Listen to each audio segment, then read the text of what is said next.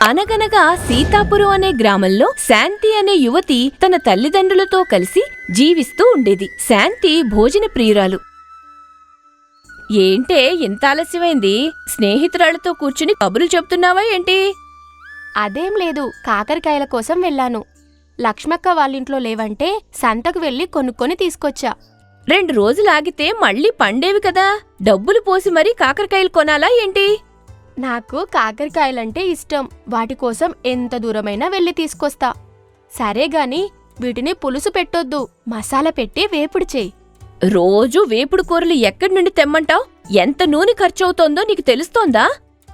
ఏం చేస్తావో నాకు తెలీదు. వేపుడు కూర తప్ప వేరే ఏదీ తినేది లేదు.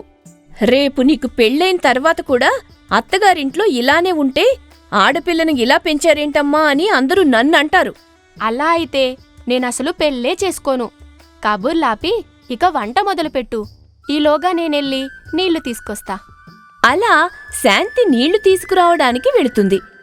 నీళ్లు తేవడానికి ఇంత ఆలస్యంగా వచ్చేవేంటి? నువ్వొస్తావని ఎదురుచూస్తూ ఉన్నాను. నీవల్ల మా అమ్మ చేతిలో తిట్లు తినాల్సొచ్చింది. త్వరగా వెళ్దాం పదా. సంతకు వెళ్ళొచ్చేసరికి ఆలస్యమైంది. అది సరే, నిన్న ఉమా పెళ్లిలో ఏంటో ఆ భోజనాలు. ఒక్క కూర బాగోలేదు.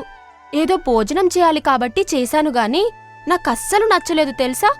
బాగానే ఉన్నాయి కదే, నీకెందుకు నచ్చలేదు? భోజనాల కోసం చాలా ఖర్చు చేశారంట. 3 రకాల స్వీట్లు కూడా వేశారు కదా. అంత చేసిన వారు వేపుడు కూర ఒక్కటి పెట్టలేదు. అన్నీ పులుసు కూరలే. అంతోటి భోజనం మనింట్లో తినలేమా ఏంటి? ఏంటోనే, నీకు తిండికోల తప్ప వేరే ఏమీ ఉండదు. ఎప్పుడు చూడు ఆ కూర బాగుందా, ఈ కూర బాగుందా అంటావే గాని వేరే విషయమే మాట్లాడవు. తింటానికి కూడా ఒక కళ ఉండాలే. అందుకే నేను మొదటి ర్యాంకు తెలుసా? అసలు కాకరకాయ వేపుడు చేసుకుని కాస్త మసాలా వేస్తే ఎంత బాగుంటుందో నీకేం తెలుసు? అవి అంత చేదుగా ఉంటాయి కదా, ఎప్పుడూ ఆ కాకరకాయలే తింటావేంటి? వాటిని అలా నేరుగా వండకూడదు. ఆ పచ్చి కాకరకాయలను మొదట నిప్పులలో కాల్చాలి. అప్పుడు అందులో ఉన్న చేదు చచ్చిపోయి మంచి రుచికరంగా ఉంటుంది తెలుసా? మర్చిపోయా, చివరలో కొంచెం బెల్లం వేస్తే ఆ రుచే వేరులే. నిన్నెవడు చేసుకుంటాడో గాని వాడికి రోజు కాకరకాయ పెట్టి చంపేస్తావేమో. ఆ దెబ్బకు పుట్టింటి దగ్గరికి తీసుకొచ్చి వదిలేసి వెళ్తాడు. జాగ్రత్తగా ఉండు. సరే, ఇక ఇల్లొచ్చింది, వెళ్తున్నాను. వెళ్ళు వెళ్ళు. తింటానికి దంతసిరి ఉండాలంటారే, అది నీలాంటోళ్లకు ఉండదు. అలా నీళ్లు తీసుకుని ఇంటికి చేరుకుంటుంది.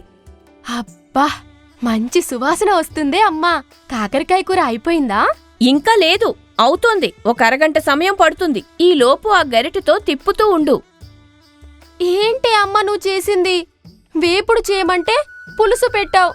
అంత దూరం సంతకు వెళ్ళి తెచ్చింది పులుసు పెట్టడానికా?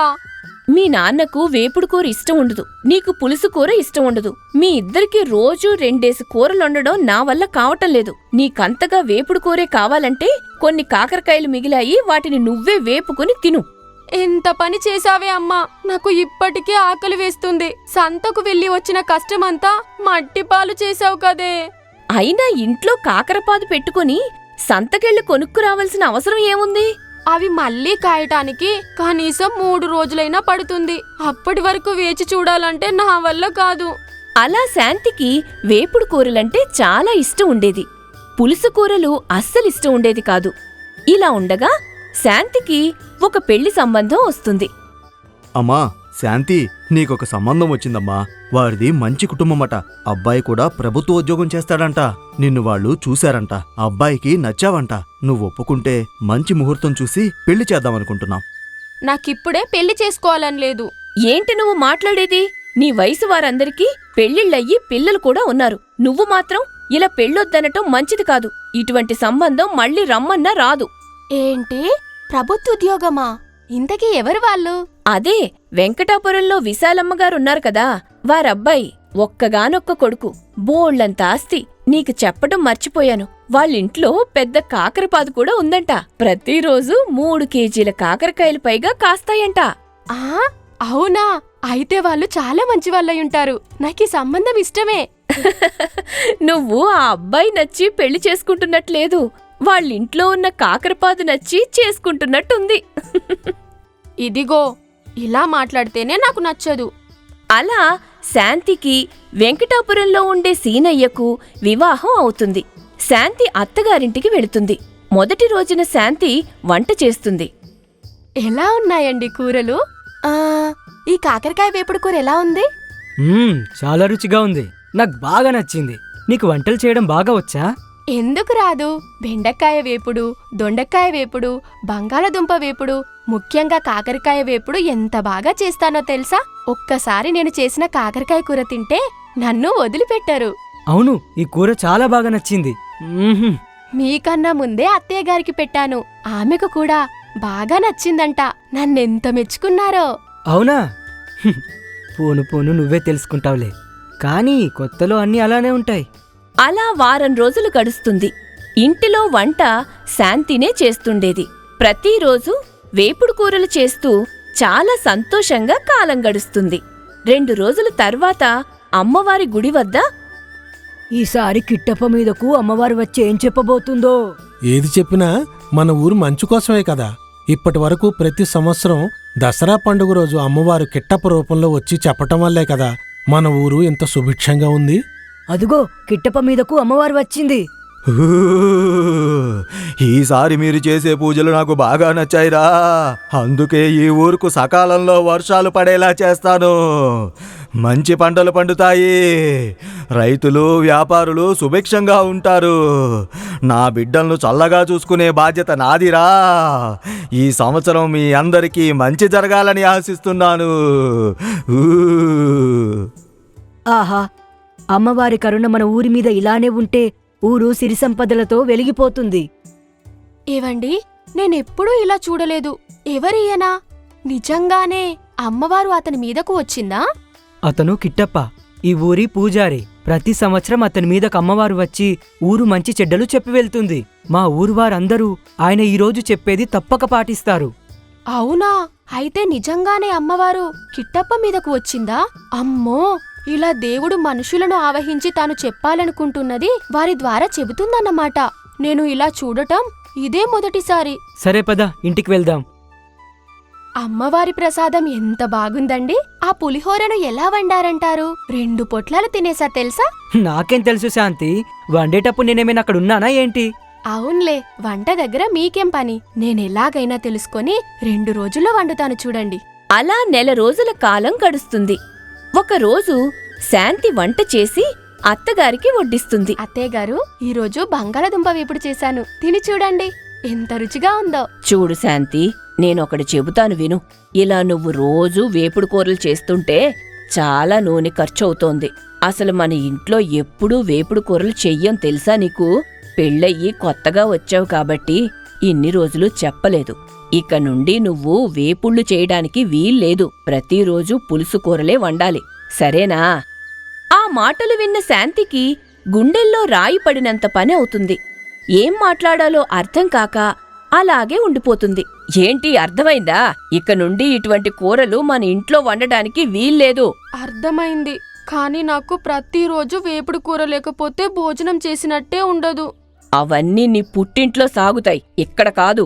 నీకు చేత కాకపోతే చెప్పు, రేపటి నుండి నేనే వంట చేస్తాను. సరే అత్తయ్యగారు, నేను ఇక నుండి వేపుడు కూరలు వండనులే.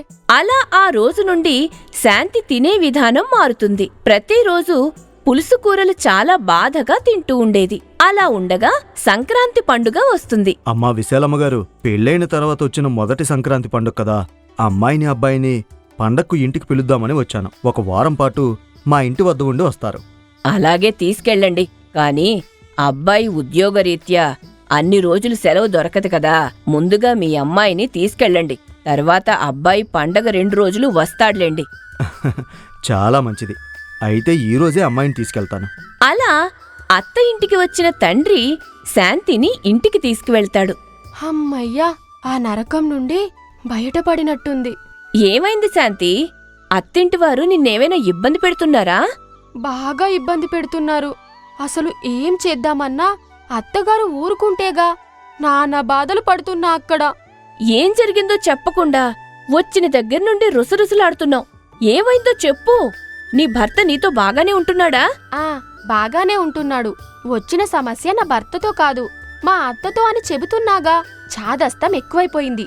ఇంట్లో కాకరపాదు ఉందనే గాని ఒక్కరోజు కూడా కాకరకాయ వేపుడు చేసుకొని తిందామంటే లేదు. నీ బాధంతా కాకరకాయ వేపుడు గురించి వచ్చిందా? ఇంత చిన్న విషయానికి అంతలా బాధపడాలా? నీకు అలాగే ఉంటుంది. ప్రతిరోజు పులుసు కూరలే తినాలంట, వేపుడు కూరలు వండనే కూడదంట. అసలు నేను చిన్నతనం నుండి వేపుడు కూర లేకుండా తిన్నానా? వాళ్ళింట్లో కాకరపాదు పెద్దది ఉందనే కదా ఈ వివాహం చేసుకోవడానికి ఒప్పుకుంది. మరి అదే తిననీయకుండా చేస్తే ఎలా? కాకరపాదు ఉందని పెళ్లి చేసుకున్నావా? బాగుందమ్మా చోద్యం. సరేలే, ఇక్కడున్న వారం రోజుల పాటు అదే కూర వండుకొని తిను. ఎవరొద్దన్నారు? ఇలా చిన్న చిన్న విషయాలకు అత్తగారితో గొడవ పెట్టుకుంటారా? హ, నేనేమీ గొడవ పెట్టుకోలేదు. ఇప్పటి వరకు సర్దుకునే ఉన్నా. సరేలే, నీకిష్టమని కాకరకాయ వేపుడు చేశాను. వచ్చి భోజనం చేసి కాస్త విశ్రాంతి తీసుకో. ప్రయాణం చేసి బాగా అలసిపోయి ఏవేవో మాట్లాడుతున్నావు. అలా 4 రోజులు గడుస్తుంది. శాంతి భర్త పండుగకు వచ్చి 2 రోజులు ఉండి తిరిగి వెళ్దాం అనుకుంటాడు. శాంతి, ఇక మన ఇంటికి వెళ్దామా? నాకు ఒంట్లో బాగాలేదు. 4 రోజులు మా అమ్మగారి వద్దే ఉండి వస్తా. మీరు వెళ్ళండి. మా నాన్నగారు నన్ను దిగబెడతారులే. ఆరోగ్యం జాగ్రత్త. కుదుట పడిన తర్వాతే జాగ్రత్తగా ఇంటికి రా. నేను వెళ్తున్నా. నీ తిండి కోసం ఎంత అబద్ధం ఆడావే? బాగానే ఉన్నావుగా? ఇంకో 4 రోజులు ఇక్కడే ఉండి నాకు కావలసినవి వండుకొని తిందామని అలా అన్నాను. అలా 4 రోజులు గడిచిన తరువాత తండ్రి తిరిగి శాంతిని అత్తగారింట్లో దించి వెళ్తాడు. అలా వారం గడుస్తుంది. చూడు శాంతి, నేను మా అమ్మాయి ఇంటికి వెళ్తున్నాను. సాయంత్రానికి తిరిగొచ్చేస్తాను. ఇల్లుని జాగ్రత్తగా కనిపెట్టుకుని ఉండు. మీరెళ్ళిరండి అత్తయ్యా, నేను చూసుకుంటాగా. అమ్మయ్యా, గయ్యాలత్త వెళ్ళింది. సాయంత్రం వరకు రాదంట. త్వరగా కాకరకాయలన్నీ కోసుకొని చక్కగా వేపుడు చేసుకుని తినేస్తా. త్వరగా తనకు కావలసిన కూరను వండుకుంటుంది. వంట అయితే పూర్తయింది. కానీ నేను వండుకొని తిన్నట్టు తెలిసిపోతుంది కదా. సాయంత్రం వరకు తిరిగి రానని చెప్పింది. కానీ ఒకవేళ అత్త తిరిగి వచ్చేస్తే నేను వేపుడు కూర చేసుకున్నట్టు తెలిసిపోతుంది. ఒక పని చేస్తా. నీళ్ల బిందె పట్టుకొని చెరువుగట్టు దగ్గరికి వెళ్తా. అన్నం కూర ఒక ముంతలో పెట్టుకొని చక్కగా చెరువుగట్టు దగ్గర కూర్చొని తింటా అంటూ ఒక బిందె పట్టుకుని అన్నం కూర ఒక ముంతలో పెట్టుకుని చెరువుగట్టు దగ్గరకు చేరుకుంటుంది. కాని అక్కడ కొంతమంది తన అత్తగారికి తెలిసినవారు ఉంటారు. వీళ్ళంతా ఇదే సమయంలో ఇక్కడుండాలా? నేను గనక ఇక్కడ ముంత తెరిచి భోజనం చేస్తే అందరూ ఇంటి దగ్గర తినకుండా ఇక్కడ తింటున్నావేంటని అడుగుతారు. ఇప్పుడేం చెయ్యాలి? ఒక ఆలోచన. ఈ సమయంలో గుడిలో ఎవరూ ఉండరు. చక్కగా గుడి దగ్గరికి వెళ్ళి ఈ భోజనాన్ని లాగించేస్తాను. అలా భోజనం ముంతను పట్టుకుని గుడి వద్దకు వెళుతుంది. అక్కడ భోజనం చేస్తూ, ఎంత కమ్మగా ఉంది! చాలా బాగుంది. కానీ ఇందులో నెయ్యి గాని నూనె గాని ఉంటే ఎంత బాగుండు. అదిగో, దేవుడికి దీపారాధన కోసం కొంత నూనెను ఇక్కడ ఉంచారు. ఈ నూనెను అన్నంలో కలుపుకొని తింటా. ఎవరి పిల్ల గుడిలోకొచ్చి తినటమే కాకుండా నా దీపారాధనకు పెట్టిన నూనెను అన్నంలో కలుపుకొని తింటోందే? అబ్బా, ఎక్కిళ్ళు వస్తున్నాయి. ఇక్కడ నీళ్లున్నాయా? అదిగో అక్కడ ఉన్నాయి. కానీ ఇవి అమ్మవారికి నైవేద్యం పెట్టిన తర్వాత ఇచ్చే నీళ్లు కదా. పర్వాలేదులే, అమ్మవారు వచ్చి నేరుగా ఈ నీళ్లనే తాగరు కదా. అమ్మో, ఈ పిల్ల చాలా గడసరి. అన్నన్నన్నా, ఇలాంటి తిండి పిచ్చి పిల్లను నేనెప్పుడూ చూసింది లేదే. నా నూనె, నా నీళ్లు ఎంత ధైర్యంగా తాగుతోంది. అమ్మయ్యా, ఈరోజు భోజనం చాలా రుచిగా ఉంది. ఈ ముంతను ఇక్కడే పారేసి నీళ్లు తీసుకొని ఇంటికి వెళ్తా. అవును, అమ్మవారు నేను వచ్చినప్పుడు బాగానే ఉంది కదా. ఇప్పుడేంటి ముక్కున వేలేసుకున్నట్టు కనబడుతుంది? ఇదంతా నా భ్రమ అయి ఉంటుందిలే. అత్త వచ్చే సమయమైంది. అత్త అడిగితే నీళ్లు తేవటానికి వెళ్ళానని చెబుతా. అలా శాంతి తాను వండుకున్నది తినేసి ఏమీ ఎరగనట్టు ఇంటికి చేరుకుంటుంది. ఆ మరుసటి రోజు ఉదయం గుడి పూజారి అమ్మవారికి పూజ చేయడానికి వచ్చి అమ్మవారు ముక్కున వేలేసుకోవడం చూసి ఆశ్చర్యపోయి గుడి దగ్గర అందరినీ సమావేశపరచి, అమ్మో అమ్మో, చూశారా? అమ్మవారు ముక్కును వేలేసుకుని ఉంది.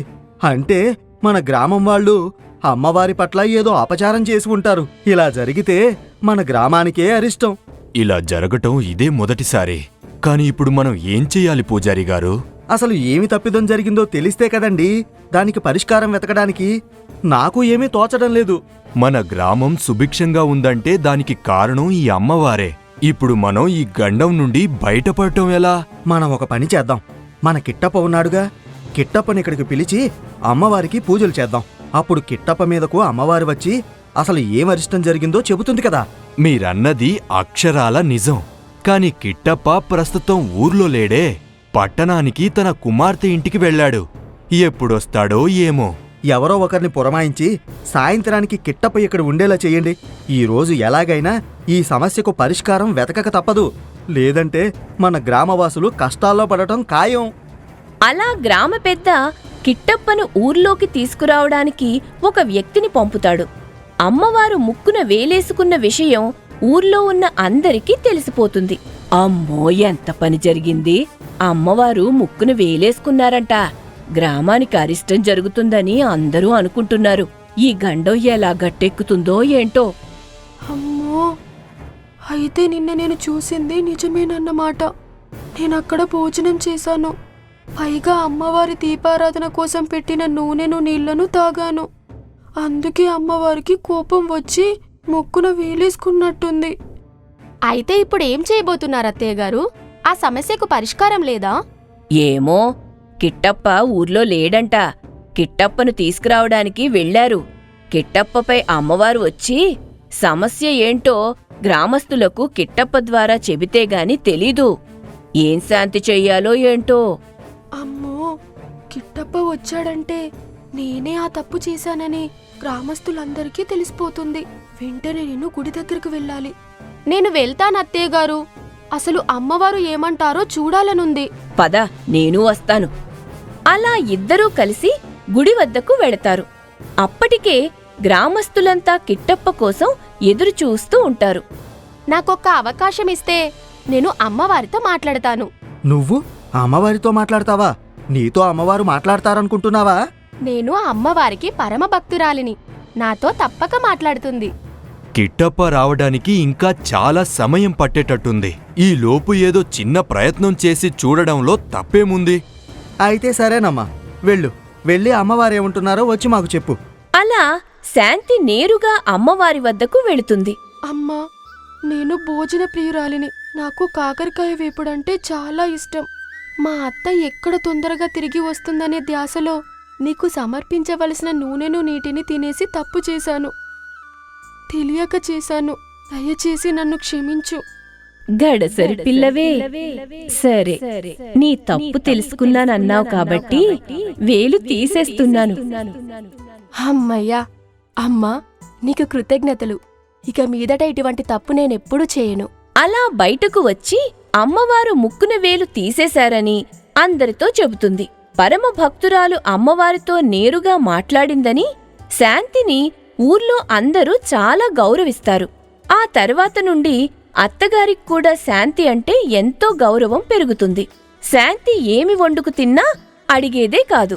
అలా శాంతి ప్రతిరోజూ తనకు ఇష్టం వచ్చింది వండుకు తింటూ చాలా సంతోషంగా జీవనం సాగిస్తుంది.